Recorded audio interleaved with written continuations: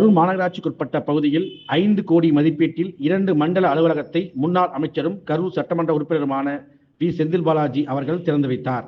கரூர் மாநகராட்சிக்குட்பட்ட பெரியகுளத்துப்பாளையம் பகுதியில் ரூபாய் 2 கோடியே 50 லட்சம் மதிப்பீட்டில் மண்டலம் 1 அலுவலகம் மற்றும் கரூர் மாநகராட்சிக்குட்பட்ட 2 கோடியே 50 லட்சம் மதிப்பீட்டில் மண்டலம் 2 அலுவலகத்தில் மொத்தம் 50 கோடி மதிப்பீட்டில் 2 மாநகராட்சி மண்டல அலுவலகத்தை பொதுமக்கள் பயன்பாட்டிற்காக இன்று முன்னாள் அமைச்சரும் கரூர் சட்டமன்ற தொகுதி உறுப்பினருமான வி. செந்தில் பாலாஜி அவர்கள் ரிப்பன் மற்றும் குத்துவிளக்கு ஏற்றி வைத்து திறந்து வைத்தார்.